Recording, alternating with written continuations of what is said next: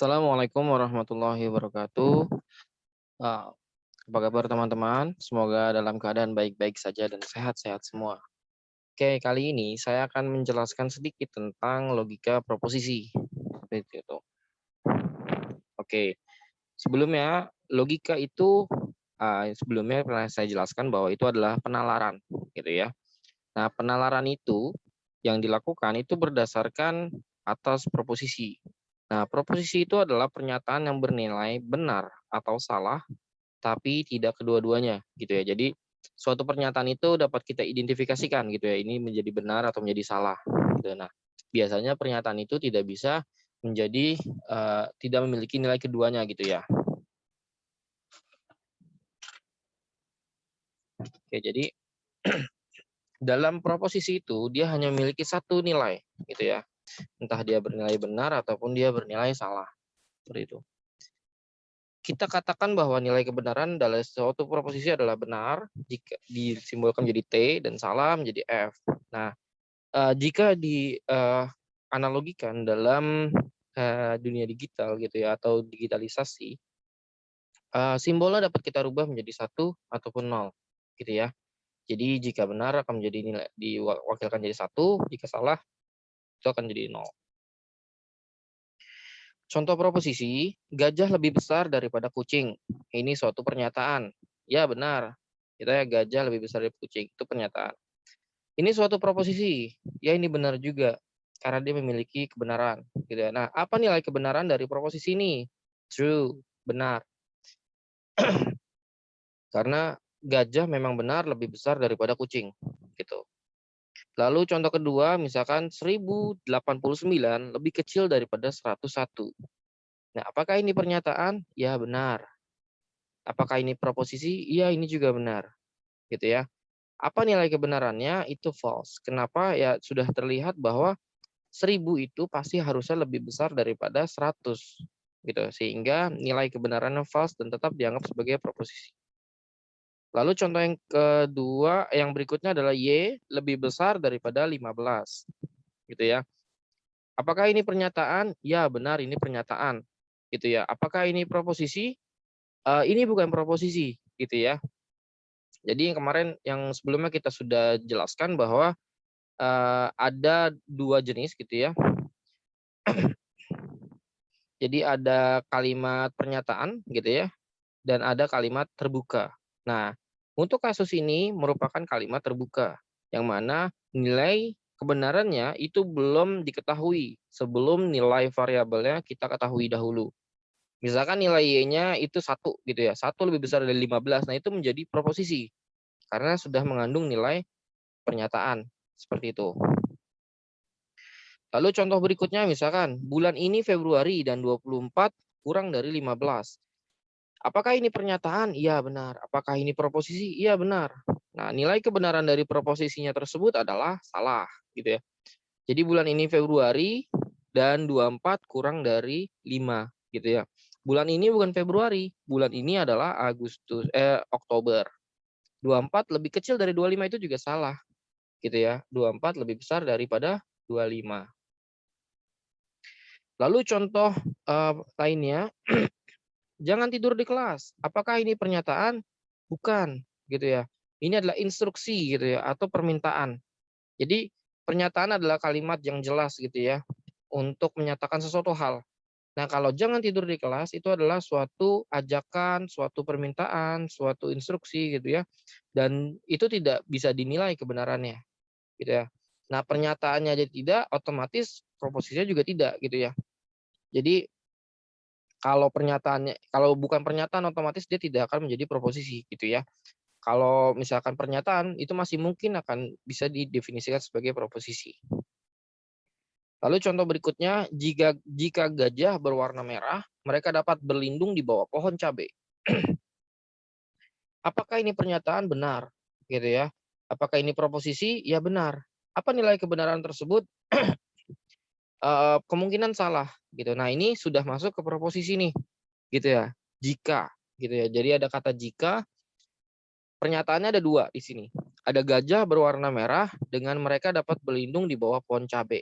Gitu. Jadi ada dua kalimat atau 2 premis bahasanya yang dapat didefinisikan dahulu nilainya gitu. Nah, kemudian dari situlah baru nanti dilihat nilai kebenaran dari pernyataan ini.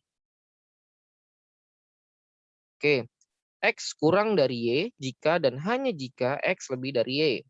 Apakah ini pernyataan? Gitu ya. Iya. Kenapa? Karena ada kata hubungnya, jika dan hanya jika.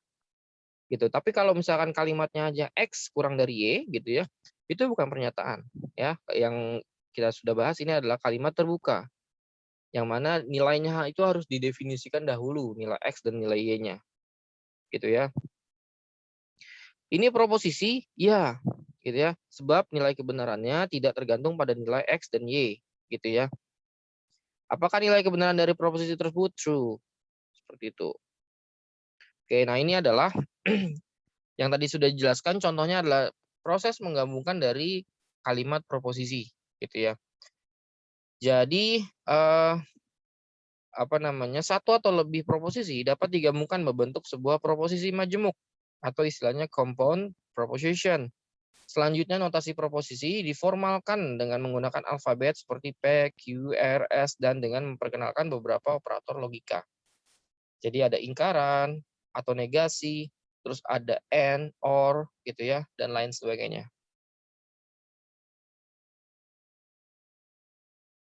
Oke, operator logika yang tadi ini. Negasi, konjugasi, disjungsi, eksklusif, implikasi, bikondisional, gitu ya. Nah, dari operasi-operasi ini biasanya dibuatlah tabel kebenaran, gitu ya. Tabel kebenaran itu adalah suatu tabel yang menyatakan nilai dari suatu pernyataan tersebut. Jadi nilainya ada dua, ada true and false atau benar atau salah, gitu ya. Negasi atau not, gitu ya. Simbolnya seperti ini atau simbolnya seperti tak hingga gitu ya. Nah, misalkan operasi P gitu ya atau kalimat P itu true, bernilai true, maka negasinya akan menjadi false. Sedangkan jika P-nya false atau kalimat P-nya false akan menjadi true. Jadi dalam negasi itu adalah kita merubah nilainya gitu ya. Yang tadinya true menjadi false atau sebaliknya. Seperti itu. Ya kalau kalimatnya berarti dia bisa tidak ditambahkan kata bukan, kata tidak dan lain sebagainya. Terus conjugation simbolnya adalah uh, seperti ini gitu ya. Jadi dia menggabungkan dari dua kalimat yang kemudian akan bernilai true jika keduanya true. Jadi kalau sisanya akan menjadi false karena lain-lainnya false gitu ya. Kenapa? Karena dia menggunakan kata hubung dan gitu ya. Jadi kalau dan itu biasanya kalau dalam bahasa Indonesia dua kalimatnya ini harus benar gitu ya. Jadi kalau ada salah satu kalimatnya yang nggak benar atau salah, maka akan menyebabkan kalimatnya secara utuh salah. Gitu. Ini juga berlaku di logika matematika ini. Lalu disjunction or atau gitu ya.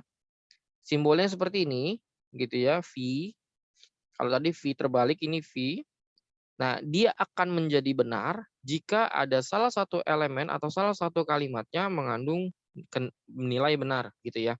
Jadi misalkan kalimat P-nya benar, Q-nya salah, hasilnya akan menjadi benar. Gitu. Jadi karena dia or, kata hubungnya adalah atau, maka biasanya pilihan, gitu kan ya, pilihan. Kecuali kedua kalimatnya salah, maka akan menjadi salah. Seperti itu. Eksklusif or, gitu ya, simbolnya lingkaran, ada plusnya di dalamnya, gitu ya. Dia akan salah, gitu ya, jika kedua pernyataan nilainya itu sama, gitu ya. Tapi jika berbeda, dia akan menjadi benar. Seperti itu. Implikasi jika maka dia akan bernilai salah jika P benar dan Q salah dan bernilai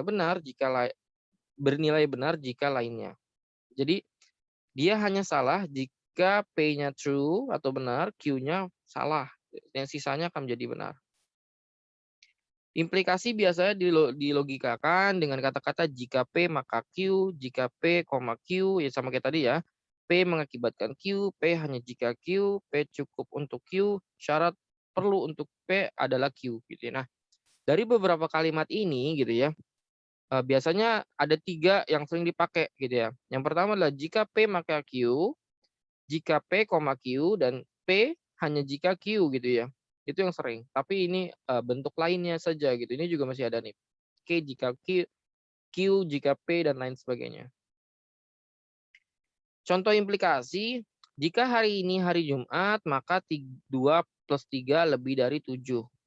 Ini bernilai benar gitu ya. Untuk semua hari kecuali hari Jumat. Walaupun 2, 3 benar salah gitu ya. Oke. Bikondisional jika dan hanya jika gitu ya. Jadi ini harus keduanya sama pernyataannya, maka dia akan menghasilkan benar gitu ya. Jika ada salah satu pernyataannya itu yang salah, maka akan menjadi salah. Jadi beberapa operasi-operasi tersebut dapat digabungkan dalam beberapa operasi gitu ya. Nah, ini adalah P, Q, kemudian P konjugasi Q, negasi dari hasil konjugasi, lalu ini negasi negasi P, apa namanya, disjungsi negasi Q gitu ya. Itu bisa gitu ya. Contohnya misalkan gini, P, Q, apa namanya, konjugasinya itu true karena dia true gitu ya. Lalu negasinya menjadi false. Jadi diambil dari sini, gitu menjadi false. Kemudian ini negasi P. Negasi P apa? True menjadi false, negasi Q, true menjadi false. Terus ini adalah disjungsi. Hasilnya adalah false. Seperti itu. Ini pernyataan yang ekuivalen gitu ya. Jadi intinya sama seperti tadi. Cuman di sini ada ekuivalen yang setara gitu ya. Pernyataan negasi P konjungsi Q dan negasi P disjungsi Q, negasi P disjungsi negasi Q ekuivalen setara logika karena negasi P apa namanya disjungsi konjugasi Q gitu ya, biimplikasi dengan konjugasi P negasi disjungsi negasi Q gitu, selalu benar. Seperti itu. Lalu ada tautologi adalah pernyataan yang selalu benar di mana contohnya R disjungsi negasi R gitu ya. Jadi ini kan sama nanti akan menjadi R gitu ya. Dan lain sebagainya lagi. Oke, mungkin sampai sini saja. Ini tautologi nanti akan kita bahas kembali. Jadi untuk saat ini kita membahas tentang operasi dari preposisi dahulu. Nah, nanti untuk berikutnya saya akan jelaskan kembali di lain kesempatan. Oke, sampai jumpa di minggu-minggu berikutnya. Semoga sehat terus teman-teman gitu ya. Saya tutup. Assalamualaikum warahmatullahi wabarakatuh.